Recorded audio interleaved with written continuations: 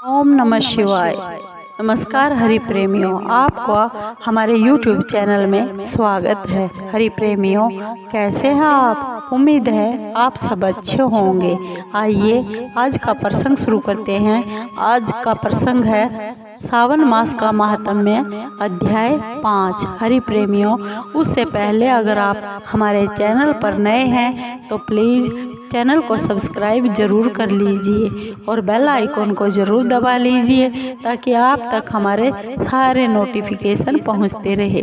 हरि प्रेमियों, आपका एक भी सब्सक्राइब हमारे लिए बेहद मायने रखता है। आइए आज का ये प्रसंग शुरू करते हैं। सावन मास का महात्म्य, अध्याय 5।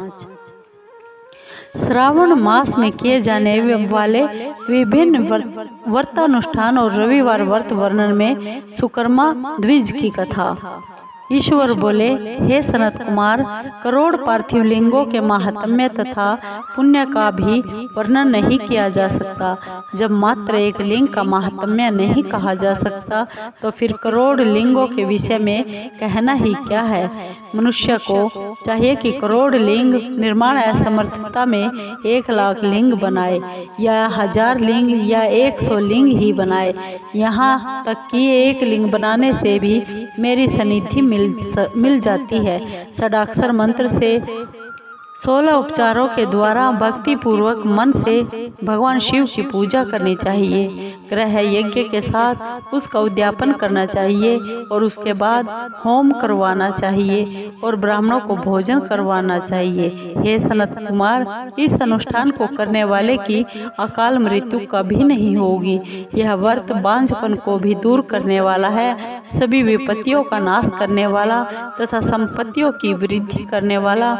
मृत्यु के बाद वह मनुष्य कल्प पर्यंत मेरे समीप कैलाश वास करने वाला होता है। जो मनुष्य श्रावण मास में पंचामृत से शिवजी का अभिषेक करता है वह सदा पंचामृत का पान करने वाला, अत्यंत मधुर भाषण करने वाला, त्रिपुर के शत्रु भगवान शिव को बहुत प्रिय होता है। जो इस मास में अनोदान व्रत करने वाला तथा हविष्य अन्न ग्रहण करने वाला होता है वह सभी प्रकार के धान्यों का अक्षय निधि स्वरूप हो जाता है। पत्तल पर भोजन करने वाला श्रेष्ठ मनुष्य स्वर्ण पात्र में भोजन करने वाला तथा शाक को त्याग करने से शाककर्ता हो जाता है। श्रावण मास में केवल भूमि पर सोने वाला कैलाश में निवास प्राप्त करता है।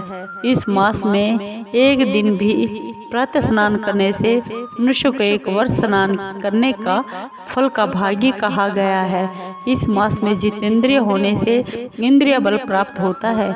इस मास में पाषाण, मृत्तिका, मरकतमणि, स्फटिक, पिष्ट, चंदन, नवनीत, धातु आदि से निर्मित अथवा अन्य किसी भी शिवलिंग के साथ ही किसी स्वयं आविर्भूत न हुए लिंग में श्रेष्ठ पूजा करने वाला मनुष्य सैकड़ों ब्रह्म हत्या को भस्म कर डालता है। किसी अक्षेत्र में सूर्य ग्रहण या चंद्र ग्रहण के अवसर पर तीर्थ स्थान पर जाकर 1,00,000 जप से जो सिद्धि होती है वह इस मास में एक बार के जप से ही हो जाती है। अन्य समय में जो 1000 नमस्कार और प्रदक्षिणाएं की जाती है उनका जो फल होता है वह इस मास में एक बार करने से ही प्राप्त हो जाता है। मुझको प्रिय यह सावन का महीना वेद पारायण करने पर सभी वेद मंत्रों की पूर्ण रूप से सिद्धि हो जाती है। श्रद्धा युक्त होकर इस महीने में 1000 बार पुरुष सूक्त का पाठ करना चाहिए और कलयुग में उसका 4 पाठ करना चाहिए अथवा वर्ण संख्या का 100 गुना पाठ करना चाहिए। अथवा वह करने में असमर्थ हो तो आलस्यहीन होकर मात्र 100 पाठ करने चाहिए। ऐसा करने से मनुष्य ब्रह्म हत्या आदि पापों से मुक्त हो जाता है, इसमें कोई भी संदेह नहीं है। गुरु पत्नी के साथ संसर्ग जन्य पाप के लिए यही महान प्रायश्चित है। इसके समान पुण्यप्रद, पवित्र तथा पापनाशक कुछ भी नहीं है। पुरुष सूक्त के जप के बिना इस महीने में एक भी दिन व्यतीत नहीं करना चाहिए। जो मनुष्य फल को अर्थवाद कहता है वह नरक का गामी होता है। इस महीने में तिल, चारू, समिधा, घी से ग्रह यज्ञ होम करना चाहिए। शिव के रूपों का भली भांति ध्यान करके धूप, दीप, गंध, नैवेद्य आदि से पूजन करना चाहिए और अपने सामर्थ्य के अनुसार कोटि होम, लक्ष होम और 10 सहस्त्र होम करना चाहिए। तिलों के द्वारा भी यह ग्रह यज्ञ नामक होम किया जाता है। इसके बाद अब मैं वारों के व्रत का वर्णन करूंगा, आप सुनिए। हे अनग, उनमें सर्वप्रथम मैं आपको रविवार के व्रत के बारे में बताऊंगा। इस संबंध में लोग एक प्राचीन इतिहास को कहते हैं। प्रतिष्ठानपुर में एक सुकर्मा नामक एक ब्राह्मण था। वह दरिद्र, कृपण और भिक्षावृत्ति में लगा रहता था। एक बार वह धान्य मांगने के लिए घूमते घूमते नगर में चला गया। उसने किसी एक गृहस्थ के घर में मिलकर रविवार का उत्तम व्रत करती हुई स्त्रियों को देखा।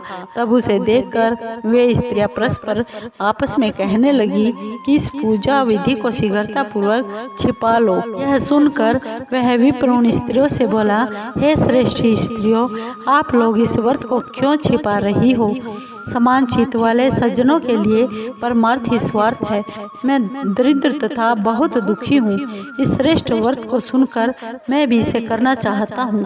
अतः आप लोग इस व्रत का विधान व फल मुझे अवश्य बताइए। स्त्रियां बोली, हे ब्राह्मण, इस व्रत के करने से आप उन्माद तथा प्रमाद करेंगे अथवा भूल जाएंगे और इसके प्रति अभक्ति और अनास्था रखने लगेंगे। अतः आपको यह व्रत हम कैसे बताएं? उनकी यह बात सुनकर उनमें एक बूढ़ी स्त्री थी। वह उस ब्राह्मण से व्रत तथा व्रत की विधि बताने लगी।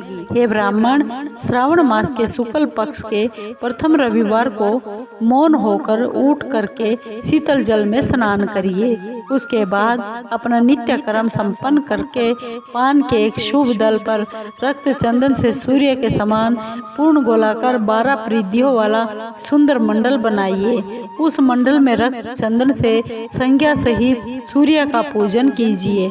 उसके बाद घुटनों के बल भूमि पर झुककर 12 मंडलों पर अलग अलग रक्त चंदन तथा जपा कुसुम से मिश्रित अर्घ्य श्रद्धा भक्ति पूर्वक सूर्य को विधिवत प्रदान कर दीजिए और लाल अक्षत, जपा कुसुम तथा अन्य उपचारों से पूजन कीजिए। उसके बाद मिश्री से युक्त नारिकेल के बीज का नैवेद्य अर्पित करके आदित्य मंत्रों से सूर्य की स्तुति करिए और श्रेष्ठ 12 मंत्रों से 12 नमस्कार तथा प्रदक्षिणाएं करिए। उसके बाद 6 तंतुओं से बनाए गए सूत्र में 6 ग्रंथियां बनाकर देवेश सूर्य को अर्पण करके उसे अपने गले में बांध लीजिए और पुनः 12 फलों से युक्त वायन ब्राह्मण को प्रदान कर दीजिए। इस व्रत की विधि को किसी के सामने नहीं सुनाना चाहिए। हे विप्र, इस विधि से व्रत किए जाने पर धनहीन व्यक्ति बहुत धन प्राप्त करता है और पुत्रहीन को पुत्र मिलता है,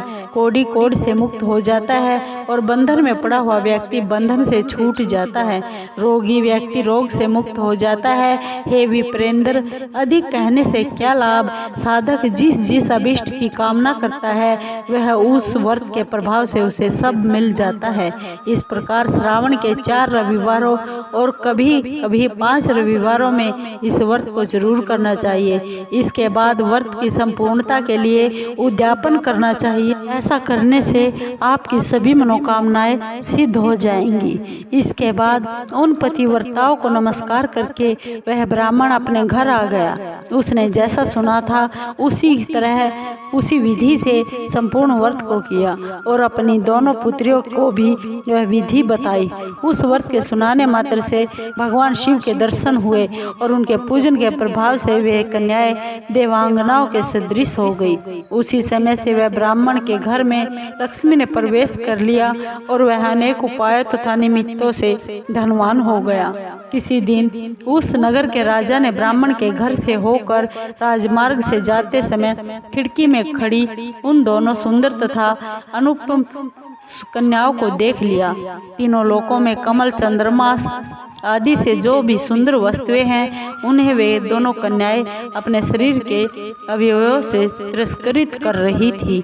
उन्हें देखकर राजा उन पर मोहित हो गया, क्षण भर के लिए वहीं खड़े रह गया।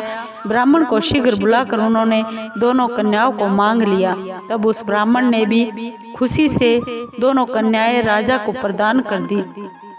उस राजा को पति रूप में प्राप्त करके वे कन्याएं भी बहुत प्रसन्न हो गई। वे स्वयं इस व्रत को करने लगी और पुत्र पौत्र आदि से संपन्न हो गई। हे मुने, महान ऐश्वर्य देने वाले इस व्रत को मैंने आपसे कह दिया। हे विधि नंदन, जिस व्रत के श्रवण मात्र से मनुष्य सभी मनोकामना प्राप्त कर लेता है, उसके अनुष्ठान करने के फल का वर्णन कैसे किया जा सकता है। इस प्रकार श्री स्कंद पुराण के अंतर्गत ईश्वर सनत कुमार संवाद में श्रावण मास महात्म्य अध्याय 5 समापन हुआ। प्रेमियों, आपको ये सावन महात्म्य की कथा कैसी लगी? अगर आपको अच्छी लगी हो तो प्लीज़ चैनल को सब्सक्राइब कीजिए, लाइक कीजिए, शेयर कीजिए, ताकि और भक्तों को भी इसका लाभ मिल सके। हरि प्रेमियों, कमेंट जरूर कीजिए। आपके कमेंट का हमें बेसब्री से इंतजार रहेगा। हरि प्रेमियों, ओम नमः शिवाय।